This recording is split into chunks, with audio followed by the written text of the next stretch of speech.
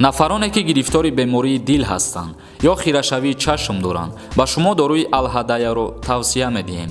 Капсула ва равғани сиёҳдона мебошад. Инчунин барои зиёд кардани риш ё барои баланд кардани қад ё барои нест кардани доғҳои сафед аз бадан ё зиёд кардани мӯи сар ба шумо соф савдоро тавсия медиҳем. Суроға дар рӯи экран. Доставка ба ҳама шаҳрҳо карда мешавад. Инчунин доруҳои варзишӣ низ дастрас кардан мумкин аст. Ба рақамҳои рӯи экран муроҷиат намоед. Занг задани шумо дастгирии мо мебошад. аз номи юристи ҷой муроҷиат кунед, скидкатон мекунам.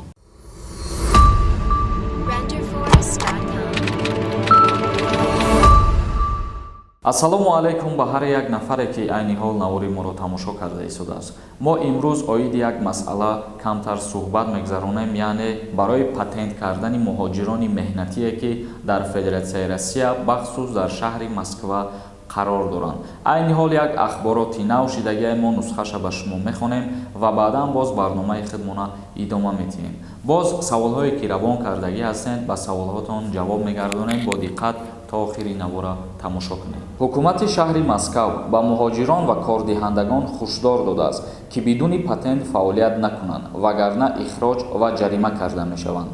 департаменти сиёсати иқтисодӣ ва рушди Москва рӯзи 18 ноябр бо нашри як изҳорот гуфтааст: бинобар хуруҷи беморӣ аз 15 март то 15 июни соли 2020 ба муҳоҷирон ҳақ дода буданд ки пули патентро напардозанд ва ҳам кордиҳандагон низ имкон доштанд бидуни патент муҳоҷиронро ба кор бигиранд.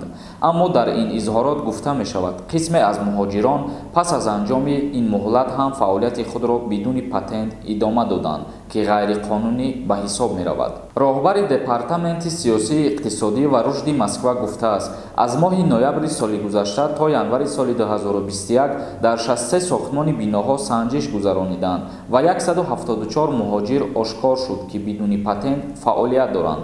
дар ин ҳолат ҳам корхона ва ҳам коргар ҷарима карда мешавад. гуфта мешавад, дар сурати ошкор шудани фаъолияти муҳоҷир бе патент ӯро бори аввал ҷарима ва баъдан аз кишвар ихроҷ мекунанд. ҳукумати Москав хушдор додааст ки ширкати кордеҳ ки муҳоҷири бепатентро кор мефармояд аз 400 000 то 1 миллион рубл ҷарима ва қатъи фаъолият ба муҳлати аз 14 то 90 рӯз таҳдид мекунад. андози моҳонаи патент дар шаҳри Москва барои муҳоҷирон 5341 рубл дар бар мегирад.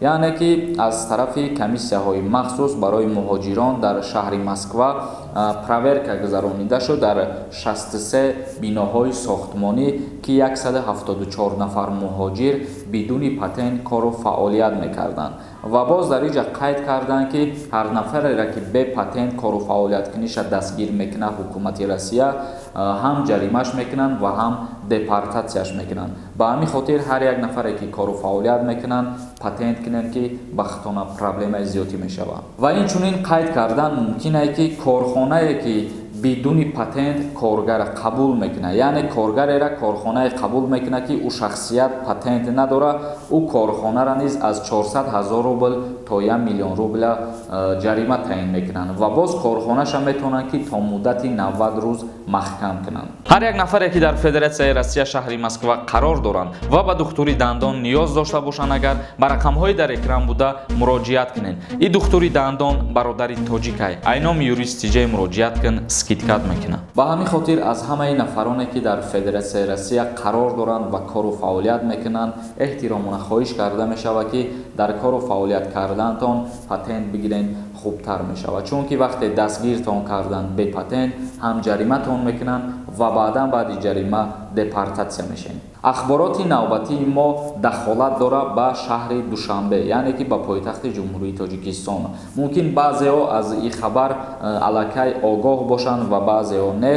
шаҳри Душанбе аз ҳамин айни ҳоле ки қарор дора калонтар ва васеътар карда мешавад. ноҳияҳое ки дар шаҳри Душанбе ҳастанд дополнительни ноҳияҳо дохил намекунанду ҳамин ноҳияҳоро васеътар мекунанд. яъне айни ҳол дар шаҳри Душанбе аҳолиш баробар мебошад ба 1 миллиону 200 000 нафар ва баъди васеъ кардани шаҳри Душанбе имкон ҳаст ки дар шаҳри Душанбе аҳолиш то 2 миллион нафар зиёд шавад. Айни ҳол боз як бор нусхаша мехонем, гӯш кунем бо диққат. муовини якуми раиси шаҳри Душанбе Амирхон Қурбонзода дар нишасти хабарие ба рӯзноманигорон гуфт: ба ҷои ноҳияи нав ҳудудҳои навоҳии Сино, Фирдавсӣ ва Шоҳмансур васеътар карда мешаванд. ӯ гуфт тасмим доранд ки ин масъаларо дар иҷлосияи моҳи марти Маҷлиси вакилони халқии пойтахт ва ё дар иҷлосияи шашмоҳа ҳал менамоянд.